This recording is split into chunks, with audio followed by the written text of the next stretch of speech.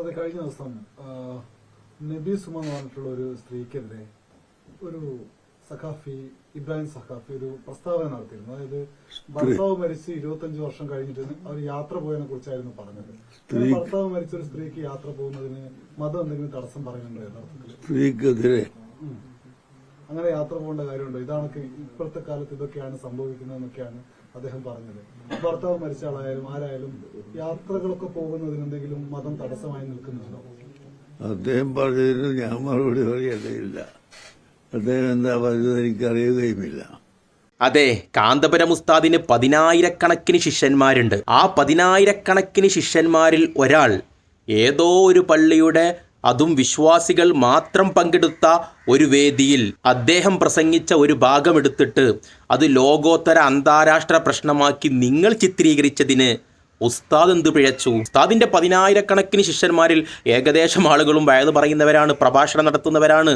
അവരെവിടൊക്കെ പ്രഭാഷണം നടത്തുന്നത്, എന്തൊക്കെ പ്രസംഗിക്കുന്നത് എന്ന് നോക്കി നടക്കലല്ല ഉസ്താദിന്റെ പണി. ഉസ്താദിന് വേറെന്തൊക്കെ പരിപാടികളുണ്ട്. 1000-ഓളം വരുന്ന യത്തീമക്കൾ ഉസ്താദിനെ കാത്തു നിൽക്കുന്നുണ്ട് ദിവസവും. കാശ്മീരിൽ നിന്ന് തന്നെ വിശ്വസിച്ചു കൊണ്ടുവന്ന ആ പിഞ്ചോമന മക്കൾക്ക് എല്ലാവിധ സൗകര്യങ്ങളും ഉസ്താദിന് എത്തിച്ചു കൊടുക്കേണ്ടതുണ്ട്. അതിനൊക്കെ പുറമെ ഉസ്താദിനെ കാത്തുകൊണ്ട് 1000-കണക്കിന് കുടുംബങ്ങൾ അവരുടെ നിത്യജീവിതം കഴിച്ചു കൂട്ടുന്നുണ്ട്. ഇതിന്റെ ഇടയിൽ എവിടുന്ന ഉസ്താദിന് നിങ്ങളെ ഈ പ്രശ്നം നോക്കാൻ സമയം?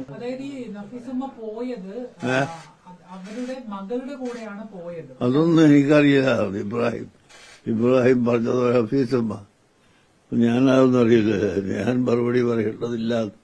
ഞാൻ പറഞ്ഞില്ലേ, ഏത് ഇബ്രാഹിമാ പറഞ്ഞത്, ഏത് നഫീസുമ്മയാണ്?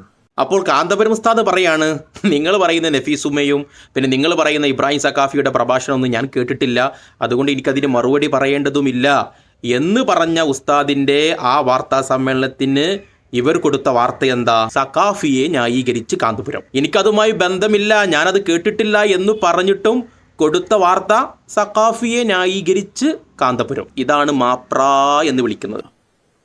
പിന്നെ സ്ത്രീകൾക്ക് യാത്ര പോവാൻ കൂടെ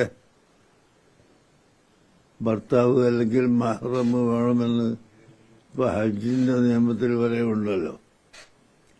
അന്യ സ്ഥലത്തേക്ക് സ്ത്രീകൾ യാത്ര പോകുമ്പോൾ അവർക്ക് വിശ്വസ്തത കൈവരിക്കാനുള്ള പുരുഷന്മാർ കൂടി വേണം. അത് ഭർത്താവ് അല്ലെങ്കിൽ സഹോദരൻ, പിതാവ് തുടങ്ങിയ ആളുകൾ വേണം എന്ന് ഇസ്ലാമിൽ നിയമമുണ്ട്. പിന്നെ ഇതിലുള്ളൊരു പ്രശ്നം എന്താ? കാന്തപുരം ഉസ്താദ് പറഞ്ഞത്രേ, സ്ത്രീ ദൂരയാത്ര നടത്തുമ്പോൾ അവൾക്ക് വിശ്വസ്തതയുള്ള ഒരാളെ കൂട്ടണം. മകനോ ഭർത്താവോ ആങ്ങളെയോ അങ്ങനെ തുടങ്ങിയിട്ടുള്ള ഒരാളെ കൂട്ടണം. അത് ഭയങ്കര പ്രശ്നമായി മാറ്റിയിരിക്കുന്നു. അതിലെന്താണ് പ്രശ്നമുള്ളത്? നമ്മൾ യാഥാർത്ഥ്യത്തിലേക്ക് വരണം. കുറെ ഉട്ടോപ്പി ഇളക്കിയിട്ട് കാര്യമില്ല. സ്ത്രീക്ക് സുരക്ഷിതത്വമുണ്ടോ? അവൾ ഒറ്റയ്ക്ക് യാത്ര ചെയ്യുമ്പോൾ സുരക്ഷിതയാണോ? ഈ വിഷയങ്ങളൊക്കെ ഇവിടെ ചർച്ച ചെയ്യപ്പെടുന്നില്ലേ? ലോകത്ത് വർഷാവർഷവും പ്രസിദ്ധീകരിക്കപ്പെടുന്ന ഒരു ഇൻഡെക്സ് ഉണ്ട്, വുമൺ സെക്യൂരിറ്റി ഇൻഡെക്സ്. എന്താണ് അതിൽ പറയുന്നത്? ലോകത്ത് ഏറ്റവും കൂടുതൽ ഏത് രാജ്യത്താണ് സ്ത്രീകൾ സുരക്ഷിതമായി സമാധാനത്തോടെ യാത്ര ചെയ്തത്, ജീവിച്ചത് എന്നാണ് അതിൽ ചോദിക്കുന്നത്. എല്ലാ വർഷവും അത് പബ്ലിഷ് ചെയ്യുന്നു. എന്നാൽ അതേ സ്ഥാനത്ത് നിങ്ങൾ സെർച്ച് ചെയ്ത് നോക്കൂ, മാൻ സെക്യൂരിറ്റി ഇൻഡെക്സ്, അങ്ങനെ ഒരു ഇൻഡെക്സ് ഇല്ല. ആണുങ്ങൾക്ക് ലോകത്ത് ഏറ്റവും കൂടുതൽ സുരക്ഷത കിട്ടിയ രാജ്യം ഏതാണ് എന്ന് ചർച്ച ചെയ്യുന്ന ഒരു ഇൻഡെക്സ് ഇല്ല. എന്നാൽ അതേ സ്ഥാനത്ത് എല്ലാ വർഷവും സ്ത്രീകൾക്ക് ഏറ്റവും കൂടുതൽ സമാധാനം കിട്ടിയ രാജ്യം ഏതാണെന്ന് ചർച്ച ചെയ്യുന്നു. ഇനി കഴിഞ്ഞോ? എത്ര ജേണലുകളാണ്, എത്ര സർവേകളാണ് ഈ വിഷയത്തിൽ പ്രസിദ്ധീകരിക്കപ്പെട്ടിട്ടുള്ളത്? സ്ത്രീ സുരക്ഷമായി യാത്ര ചെയ്യുന്നുണ്ടോ ഇല്ലയോ എന്ന് നോക്കാൻ വേണ്ടി.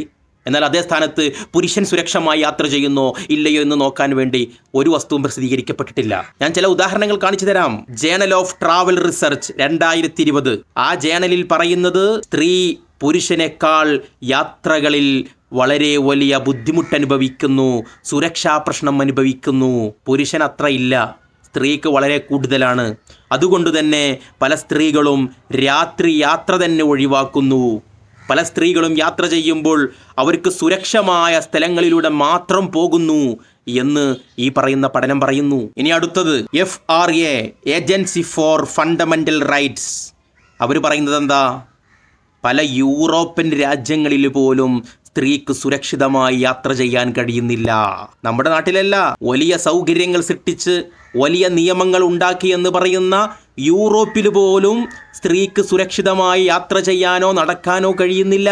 അവർ പറയുന്നു ആക്രമണം ഭയന്നുകൊണ്ട് സ്ത്രീകൾ ദൂരയാത്രകൾ ഒഴിവാക്കുന്നു എന്ന്. ഇനി US ഡിപ്പാർട്ട്മെന്റ് സ്ത്രീകൾക്ക്, അവരുടെ രാജ്യത്തുള്ള സ്ത്രീകൾക്ക് നൽകിയ ഉപദേശങ്ങൾ, യാത്രാ ഉപദേശങ്ങൾ, അതിലെന്താ പറയുന്നത്? സ്ത്രീകളെ നിങ്ങൾ സുരക്ഷിതമായി യാത്ര ചെയ്യണം. ഒരു സ്ത്രീക്ക് ഏറ്റവും കൂടുതൽ സുരക്ഷിതത്വം ലഭിക്കൽ എപ്പോഴാ? തൻ്റെ ഏറ്റവും വലിയ പാതിയായ തൻ്റെ ഭർത്താവ്, അല്ലെങ്കിൽ തൻ്റെ ഉപ്പ, അല്ലെങ്കിൽ തൻ്റെ സഹോദരൻ തൻ്റെ കൂടെ ഉണ്ടാകുമ്പോഴല്ലേ. ഏതെങ്കിലും ഒരു ചെക്കൻ കൂടെ ഉണ്ടായാൽ സ്ത്രീ സുരക്ഷിതമാകുമോ? അവനെവിടെയെങ്കിലും കൊണ്ടുപോയിട്ട് ഇവളെന്തെങ്കിലും ചെയ്താലോ? ഇനി 2021 പ്രസിദ്ധീകരിച്ച ജേണൽ ഓഫ് ക്രിമിനോളജി ജസ്റ്റിസ് സ്ത്രീകളോട് ഒറ്റയ്ക്ക് യാത്ര ചെയ്യാതിരിക്കാൻ ഈ പറയുന്ന ജേണൽ പറയുന്നു. മാന്യമായി വസ്ത്രം ധരിക്കാനും പറയുന്നു. ഇത് നമ്മൾ പറയല്ല, ഖുർആൻ പറയല്ല, ഹദീസ് പറയല്ല. ഇനിയും കാണാം 2022 പ്രസിദ്ധീകരിച്ച ടൂറിസം മാനേജ്മെന്റ് ജേണൽ.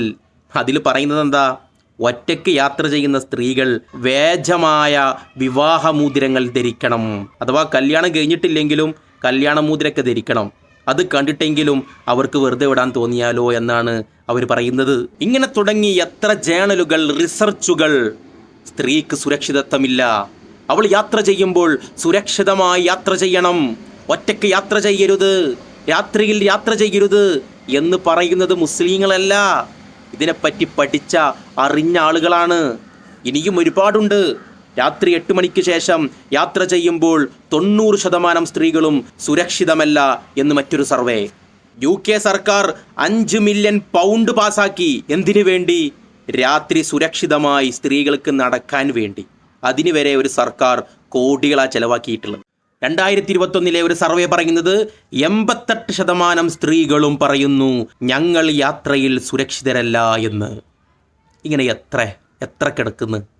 അതാണ് ഇസ്ലാം പറഞ്ഞത്. സ്ത്രീക്ക് യാത്ര ചെയ്യുമ്പോൾ സുരക്ഷിതത്വം വേണം. അതിന് അവളെ കൂടെ അവൾക്ക് വിശ്വസ്തമായ ഒരാളെ കൂട്ടണം. പിന്നെ ഉസ്താദ് ആ മാധ്യമങ്ങളോട് ചോദിക്കുന്നുണ്ട്, അതിലെ ഒരാണായിട്ടുള്ള മാധ്യമ പ്രവർത്തകനോട് ചോദിക്കുന്നുണ്ട്, നിങ്ങൾ നിങ്ങളുടെ ഭാര്യയെ ഇങ്ങനെ ഒറ്റയ്ക്ക് വിടുമോ എന്ന്.